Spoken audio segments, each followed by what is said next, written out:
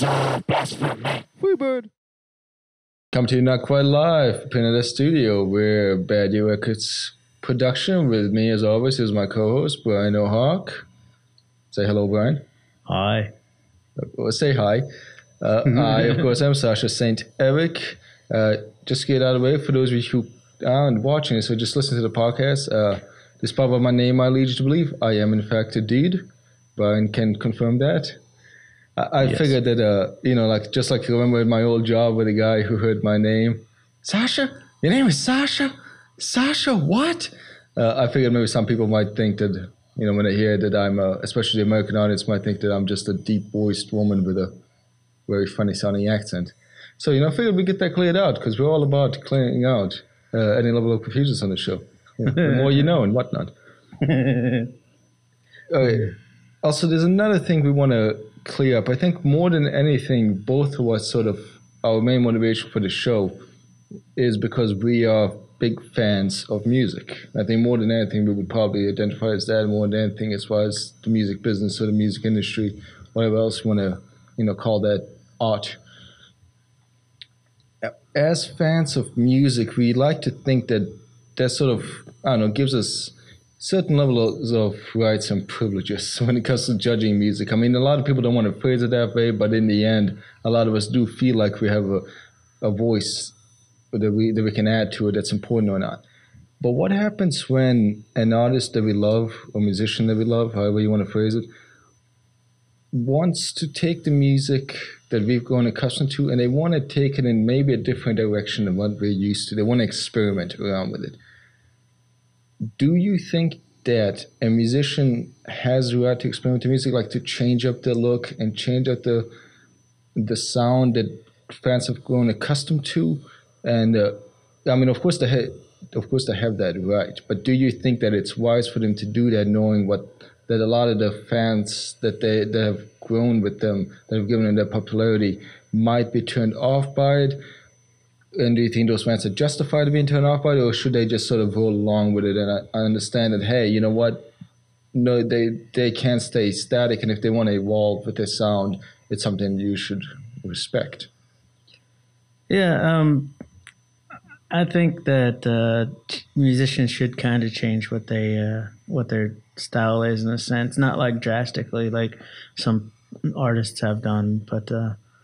Because some have gone off to different genres. Yeah, they've gone to completely change their stuff. And I think that's kind of not right. I mean, they should keep more to the genre that they're used to or what they're doing, unless it's just something they're not too passionate on. Then they shouldn't have done it in the first place, I suppose.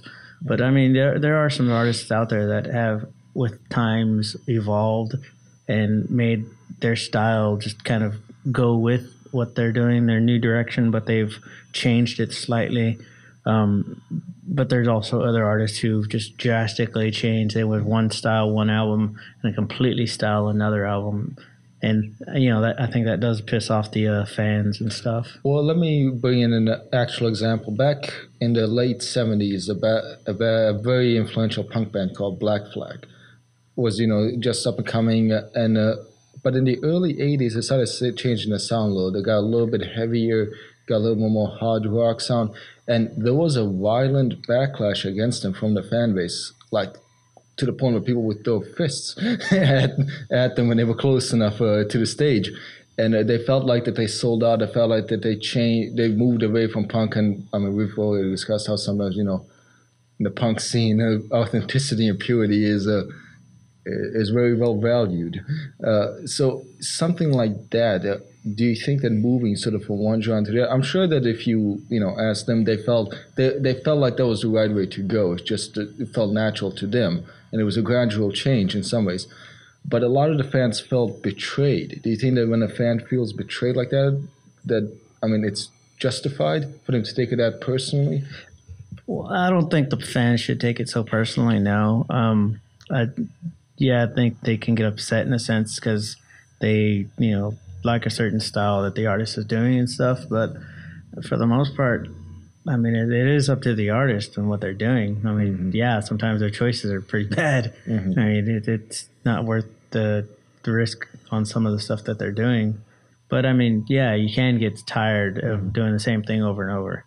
So I see the point of what the artist is trying to do sometimes to change their genre in a sense. But I mean, I do see the point of the fans too, because like Black Flag, who was remotely punk and just going at it, they did start doing more of a change. But I think that also changed because Henry Rollins wasn't the original singer. He came in and he had put his style, and so they kind of evolved with that there.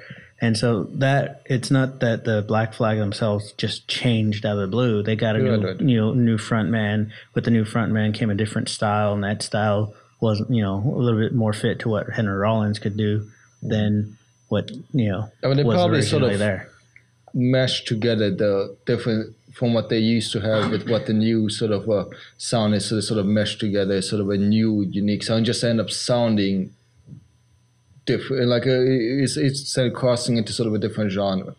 It just sort of a natural evolution of that. We're speaking sort of like hypothetically, we're being understanding and all that, but I mean, I can see how, especially like when you're a kid and you're listening to a sound of music, and all of a sudden, the artist that you love, you get excited. You go and you check out the album, and then all of a sudden, it sounds off from what you expect. It sounds different from what you have been used to sounding. I mean, let's Black Flag is a little bit removed from us as far as the age goes. I mean, we of course know the history of it and we listen to it and all that. But something within our lifetime, when Marilyn Manson came out with Mechanical Animals, neither one of us is a fan of that album. Yeah. But we're both fans of Antichrist Superstar, though. Well, earlier Manson. Yeah, we're fans of Antichrist Superstar. We're fans of the Portrait of American Family. We're fans of Smells Like Children. All that. Lunchbox. I was a big fan of. Yeah. I mean, his earlier albums up to that one were pretty good, and then that one I think he dropped a lot of fans because it was just too far out there. He wanted to do something shocking in a sense, but that was a little too much of a something. I can appreciate it, but it just wasn't the sound that many Manson fans associate with Manson. Now, a lot of the more hardcore Manson fans go like, "Well, you're being a little bitch about it. You should just it still sounds great. There's great meaning in the song. There's great whatever commentary within it."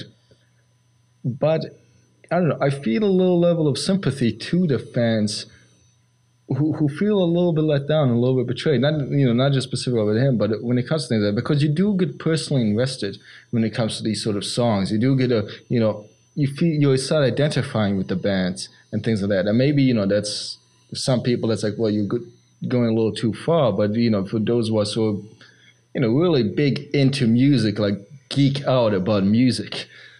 Like it does feel like that when you throw something out of nowhere and you just change it. And sometimes you're not given a good reason as to why it changed. You don't feel like, it's not a gradual shift. It's just sort of, okay, let's say like we're doing this, we're doing rock now.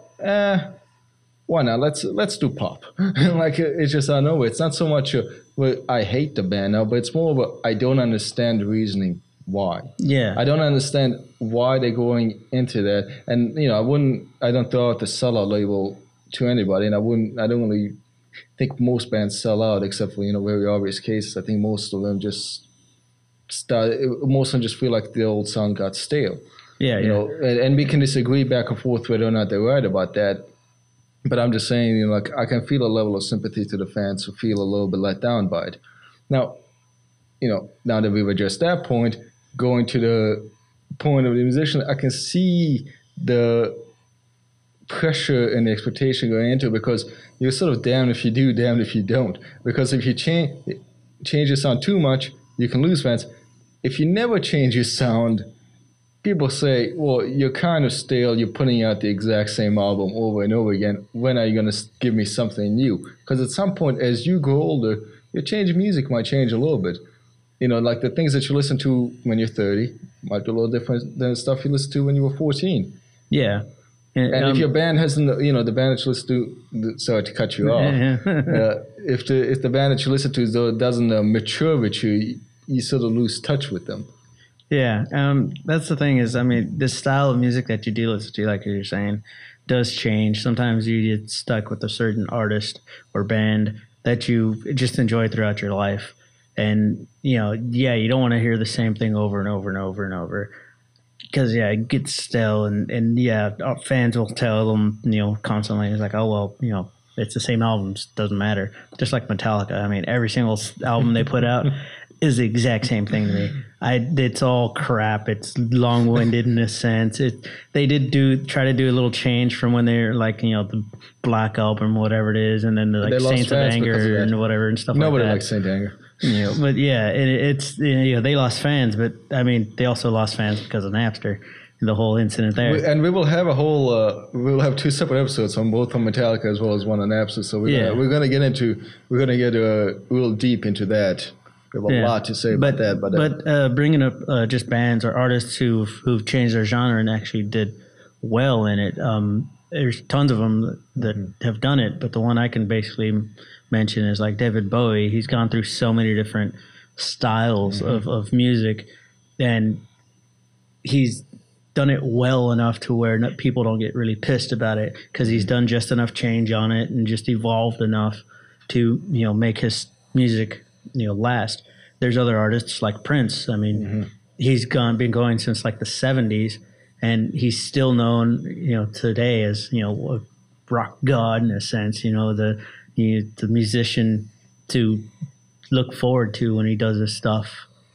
So I mean, there are ways to go through the years and change your music style and make it work, but there's also ways to just completely screw everyone over and screw yourself over, like what Manson did for a while. I mean, yeah, he eventually came back to his original sound almost, and it brought fans back, his older fans. A couple of albums. I mean, the ones that they came out in the mid 2000s with Eat Me, Drink Me, and things like that.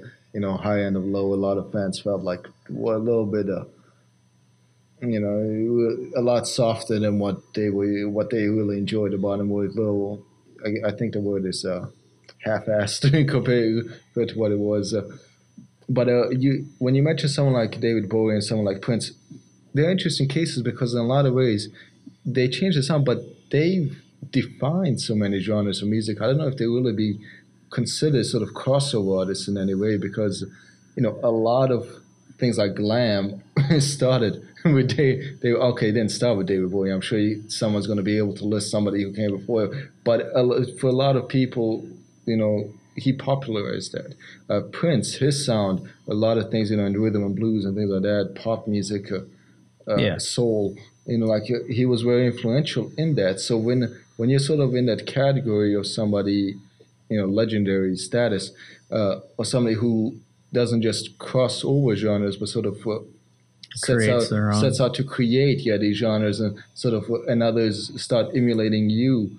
You're the trendsetter in a way. Like I don't know, maybe there is something to letting musicians experiment with music, because like the late 70s, early 80s, a lot of what we consider now to be like mainstay genres like punk emerged as an experimental group. I would even put like early rap and things like that was experimental, funk. Yeah. Like a lot of things emerge out of disco. A lot of things that emerged out of disco ended up killing disco, thankfully. Yeah, and that's the funny thing is, I mean, if you think about it, the disco artists, the era, I can't really name anyone that made it out of that, as pure disco. Yeah, as just disco or anything. They either gave up or they like completely changed what they're doing in a sense. The drugs wore off. Yeah.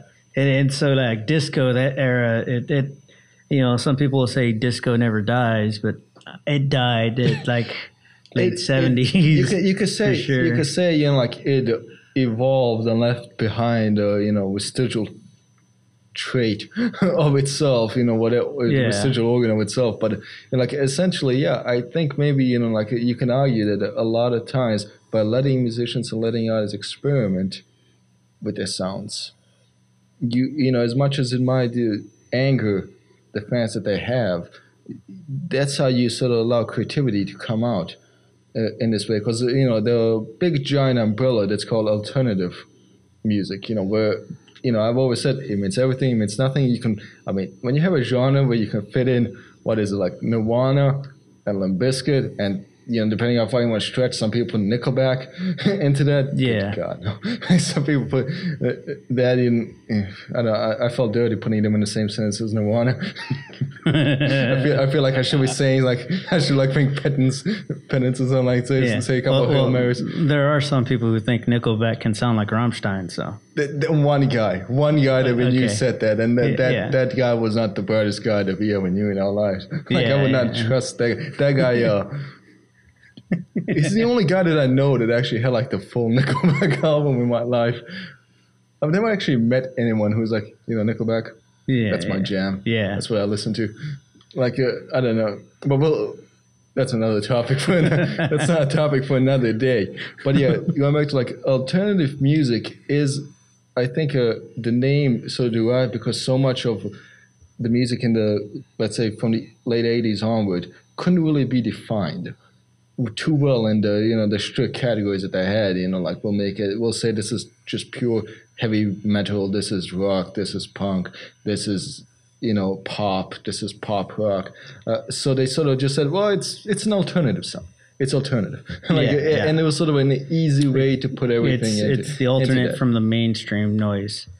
Is pretty much what it is. I mean, now it's become pretty standard, and that's why nowadays that's why so many things sort of catching. I guess anytime if you play sort of either really heavy pop or a little bit softer rock, they put you as an alternative. Yeah, and there are some bands that I think. But is that a good thing? Like an entire category just kind of emerging because that comes from people just experimenting. Yeah. I think so, but like I said, I think there are some bands that are under the alternative umbrella that I don't think they should be there. Either they're too heavy, they should be more in the metal or rock genre than the alternative. Didn't they put Slipknot? I think so. I think for a bit. Someone tried to, I think for a bit they were in the alternative thing. But I mean, there's bands that were a little too poppy, and I think they shouldn't be in the alternative. But maybe the soft rock or something. But they're in the alternative genre because they have done styles of music or songs that were a little bit more edgy for them than what the other one would be, or they were a little too soft, and so they just got stuck in that whole genre there because they didn't know where to put them. But I mean, the whole alternative umbrella is kind of funky. But I think we're going off the topic slightly. Well, we're going off the topic, but I mean, we're going back around because, like I was saying, you can have entire genre can emerge from people experimenting with music, but when you do that, a whole new fan base also emerges because there are people, the Twitter handle shows it's an alternative view on music. It's because you and I sort of grew up on this, so it's sort of the norm to us. Norm to us. So a whole new fan base can emerge from artists experimenting around with their music, sort of just being daring in a way that even though it might annoy the other fans, who might have a little bit more of a nostalgic take, I remember how this used to sound, and they sort of remain pure with it. There are some artists, though, who do make a living and retain a fan base and they retain their status, even though they do essentially come out with the same thing, like you were saying, producing the same album over and over again, which, a band that I like, Nine Inch Nails. Trent has made essentially the same album over and over again for the past 22 decades. Let's put it this way. Not that every song is identical, but show me a Nine Inch Nails song out of a list of 500 songs, just around just a quick couple of seconds. I guarantee I'll be able to tell you with 99.9% certainty which one is the Nine Inch Nails song, which one isn't. Yeah. Just because you can probably fit it all into one big long album, but I've never heard anyone say that he's gone stale because of it. Yeah, he sort of he changes it up though. That's the thing is, Nine Inch Nails is basically just Trent, you know, and he has a revolving door of musicians that come in and do stuff.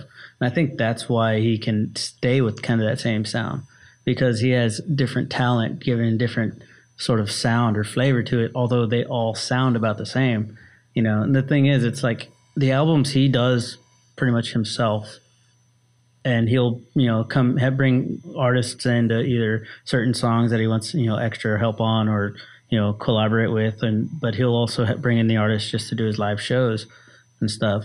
But because it's all from just him, his creative self or whatever, he does do good at making the same style albums, but slight difference enough to where you don't get stale of it. I mean, the song like the Perfect Drug, I think it's a completely different style than what his other ones were. I mean, Closer and Perfect Drug are two opposites. Yeah. But still has that same feel to bring you to familiarize yourself with it, Well, maybe that's the difference between like, when people say like you're making the same title, stale album over and over again, you're trying to capture what you did before. Maybe with someone like Nine Inch Nails, it's not so much that they're making that he's making the exact same thing. It's that the sound that he created was unique enough that it's sort of like a signature. Yeah. And where even when he produces different songs and it brings in different artists to sort of create a little bit of a different sound, it's still enough of a Trent Reznor creation that you just you appreciate the familiarity of it. Maybe that's a similarity we see. Maybe that's sort of like what separates an artist like that and somebody who's sort of it seems like they're trying to recapture a past glory that's already faded, a trend that's already faded. Yeah. Well, there's another band I think kind of has that same type of thing which is Tool. I mean, Tool and the Perfect Circle, they have almost the same sound because they have the same lead singer, but they have different artists in there.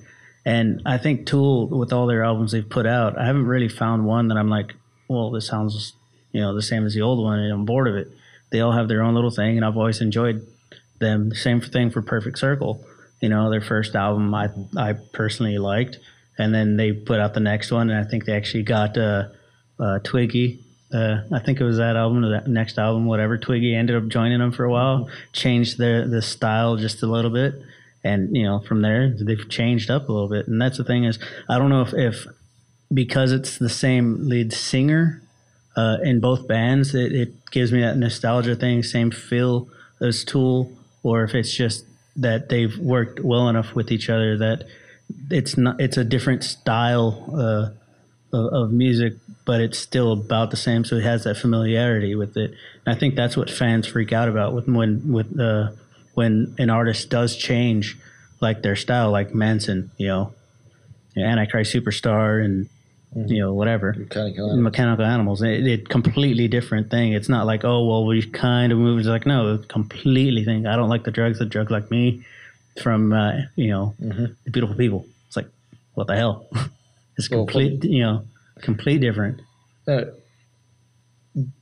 Going off of that though, what you were saying with artists who bring sort of the same sound when they venture on to different bands is sort of, I think that's important also to touch on when it comes to like artists experimenting, because some artists, the reason why they'll sort of moonlight into different bands and things like that, or in the case, what was that country singer who recreated himself completely?